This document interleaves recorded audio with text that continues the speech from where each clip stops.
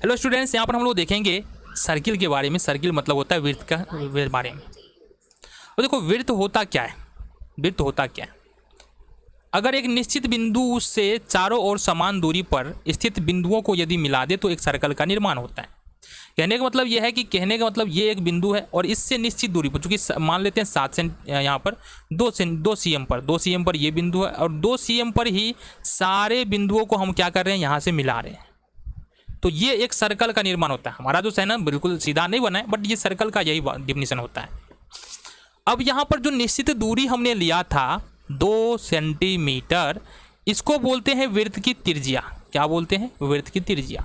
अब यहाँ पर अगर तुम देख लो तो ये जो तुमको दिख रहा है ये होता है वृत्त की त्रिज्या, और ये जो पूरा लंबाई दिख रहा है बिल्कुल गोल सा, इसको बोलते हैं अपन वृत्त की परिधि। क्या बोलते हैं? वृत्त की परिधि। ठीक है। अब इसके अंदर में जो भी क्षेत्र आएगा ना, इसके अंदर में, उसको अपन बोलेंगे वृत्त का क्षेत्रफल। क्या बोलेंगे? वृत्त का क्षेत्रफल। ठीक है। वृत्त का क्षेत्र है तो वृत्त का क्षेत्रफल हो जाएगा। अब सवाल उठता है कि वृत्त का परिमाप क्या होता है और कैसे निकालते हैं।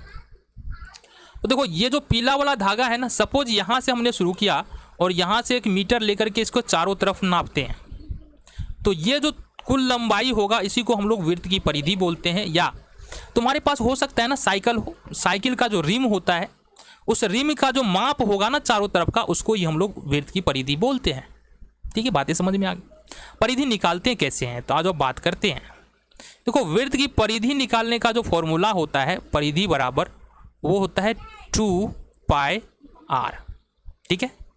जहाँ पर हम पाई का मान जगह जगह पर अलग अलग हो जाता है। कहीं पर हम 22/7 लेते हैं और कहीं पर हम पाई का मान जो है वो 3.14 लेते हैं। अभी के लिए अपन 22/7 ही लेंगे। सपोज अच्छा यहाँ पर क्या क्या आया है, एक तो पाई आया है, दूसरा आर आया है। आर क्या है हमारा? आर है त्रिज्या, जो अभी अभी हमने बात किया है। आर क्या है हमारा? त्रिज्या। आ जाओ।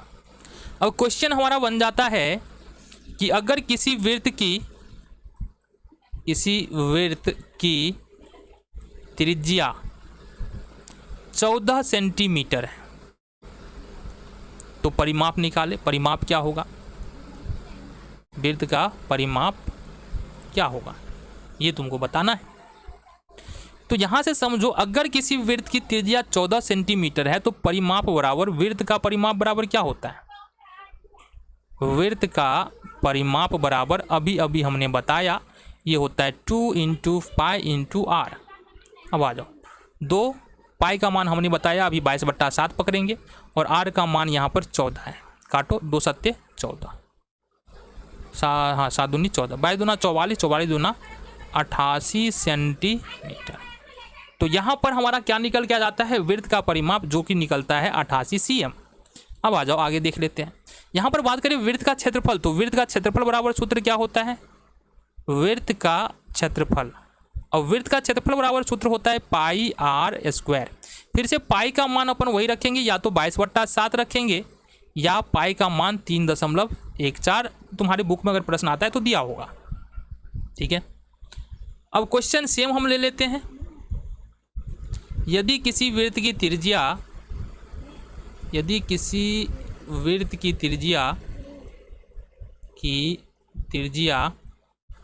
7 सेंटीमीटर है तो क्षेत्रफल कितना होगा?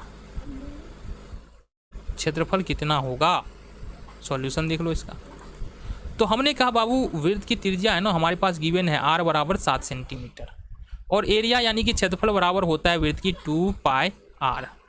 2πr नहीं होता है, ये तो देखो ऊपर में क्या लिखा है हमने लिखा है πr²। पाई का पाई यानी कि 22/7 हो जाएगा। r² का मतलब r × r, तो r का मान हमारे पास 7 है। फिर से एक r का मान यहाँ पर 7 है। 7 से 7 कैंसिल, 22 × 7 154 वर्ग सेंटीमीटर। तो इस तरह से तुम क्या कर सकते हो? वृत्त का परिमाप निकाल सकते हो, देन वृत्त का परिमिति निकाल सकते हो।